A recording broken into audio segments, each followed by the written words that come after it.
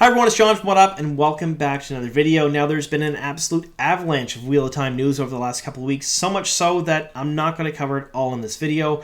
We're going to have to cover it over a bunch of different videos, so look for them all coming from me over the next couple of days, because we're going to try to keep this under 20 minutes, because let's face it, nobody really wants to sit here for an hour and listen to me talk.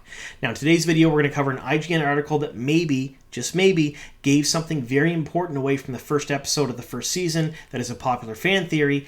And we're also going to cover all of those cool posters that the Wheel of Time Twitter account tweeted about, including all of the Easter eggs hidden in all the layers of that PDF that they released. Now, if you're new to the channel or you don't know what I do here, I cover Wheel of Time news, and I generally put out, well, I was going to say 1 to 2 videos per week, but now I'm putting out at least 1 a day, so we're averaging 1, maybe 2 a day right now. There is a ton of stuff to talk about for the Wheel of Time, so if you like that sort of thing, subscribe to the channel, click the notification bell. You're not going to want to miss anything. Now, all of that being said, spoiler warning. In this video, we're going to cover the IGN article, which will spoil parts of the first episode of this first season of the Wheel of Time show. We're also going to talk about those posters. Now, when I talk about the posters, I'm going to spoil everything up to and including the end of A Memory of Light, that's book 14 of the Wheel of Time series. I will give a separate spoiler warning when we get there. However, just be forewarned, when we talk about those posters, I'm ruining the entire series for you. All right. All of that being said, let's get on to the video. All right, so we're going to talk a little bit about the IGN video and the article, and I'm not going to rehash everything. So if you want to watch the video, I've left a link to it down below in the description box. It is really fantastic, and they were essentially on set for the end of episode 1, season 1, and they talked to a lot of the cast. Some of the highlights, Rand here, Yosha Swarovski said he was leader of the sheep. I got a kick out of that. I thought it was kind of funny. Barney Harris, who plays Matt Cawthon for the first season, seemed the perfect Matt Cawthon, a little distracted, kind of mischievous, although we do know he's not joining the rest of the cast for season 2. He has been recast. Then we had Marcus Rutherford talking about his love of Perrin, and so far the 3 boys here all seem to really enjoy the roles, and they're very excited about them. Now you got to understand, this is at the very beginning, so this is near the first of filming of the entire series, and they were all really ecstatic to be here. Then we had Rosamund Pike, who was essentially Rosamund Pike. She commanded the screen. She talked a lot about her roles. She seemed very knowledgeable, and she seemed very concerned that she's portraying Moraine properly for the fans.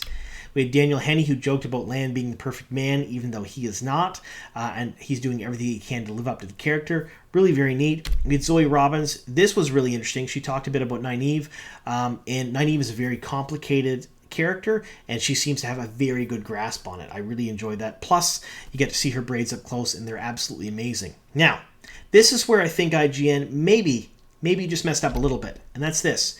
So if you take a look at Marcus Rutherford, while he's on screen, he's showing his left hand, and what's that? There you go. That's one of those. That is a wedding band on his hand. Now, in a lot of the promotional material for Season 1, when we see Marcus, he's hiding his left hand almost exclusively. And I didn't really notice it until an eagle-eyed fan pointed it out. They sent me a picture of this, and I was like, this is absolutely amazing. Now, what does this mean? Well, a couple of years ago, Bounding Into Comics put out a leak that Perrin had a wife named Layla Ibera. Now, Layla supposedly was killed on Winter Night during the Trolloc attack by Perrin, and that's part of the reason why he's so reserved, so withdrawn, and so careful and deliberate for the rest of the series. It's a way of showcasing his external traits physically or visibly to the audience. At the time, no one really gave it much credence, but then we started realizing we have Helena Westerman, who was at the table read as Layla Ibera. And then we had a whole bunch of other circumstantial evidence over the last couple of years, kind of pointing that this is not really a rumor or a fan theory. It's slightly more plausible. Then we see something like this, where we're finally seeing his left hand, and he sees a wedding band on here. Maybe, just maybe, Perrin was married on Winter Night, and maybe he did kill his wife. So, this is where I want you folks to give me your thoughts down below. What do you think about that? What do you think about that change, if that is the case?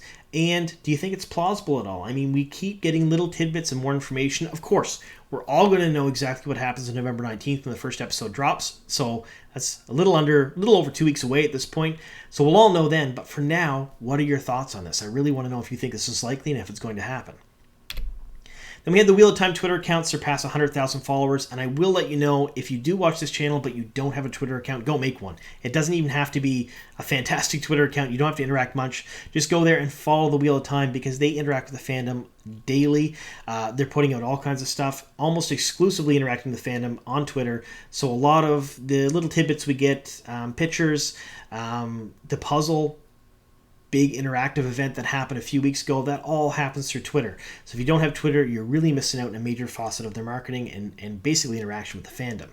Now, when they did this, they released these posters. Now, we're going to showcase these posters in a bit, but they were in a layered PDF, and we will talk about that in just a second.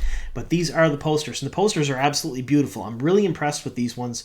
The first poster they put out, I didn't like at all. I actually really hated it. They redeemed themselves with a puzzle poster, and then these ones, again, these ones I would have on my wall. They're really, really neat. You have Moraine, you had Lan, really iconic. Now, a lot of these came out on Twitter, and then people, other news affiliates and websites and different things were pointing out that we have an exclusive poster for you, and they showcased one of these posters that people on Twitter had seen before that. I think it was just a matter of timing. They didn't have the timing right for that. So again, if you don't have Twitter, you're missing out on some of this stuff. Nynaeve, really amazing looking posters. Rand, Egwene, Perrin, and Mat. Now, we're going to get into something here in a second. These were layered PDFs, and basically they released them. They said maybe this will help for you to dig into them. And a lot of fans basically took them and threw them into editors and kind of tore them apart. And this is what we got. These are the posters we got after they kind of pulled out some of the layers. And what you see basically weaves of the one power. Now, we're going to do a close-up on these, but they all have something really special to do with each one of the characters. And a lot of people have been speculating what they mean. And of course, this is where full spoilers come in. So we're going to talk about these posters. And again, this is a warning. I am going to spoil everything up to and including the end of A Memory of Light here. Last chance. All right. So these are the first three posters. You have Moraine, Lan, and Nynaeve. Now, Moraine, the power is kind of roaring around her. It's red. It's really impressive looking and thick. Then you have it wrapping around Lan. Now, this noose around Lan, or this lasso, seems to be holding him in place, and it is connected on the right side to Nynaeve. Now, Nynaeve has this big burst of power around her. And we're going to go here and just take a look at it. Take a look at that big burst of power around her.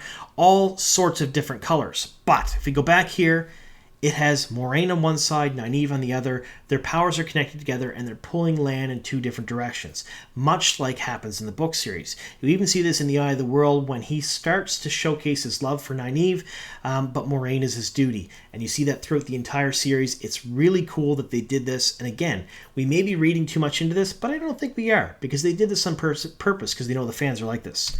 Now, if you look at Nynaeve, all of the colors are there. It's a big, bright spark of power because she is basically one of the strongest Aes Sedai ever.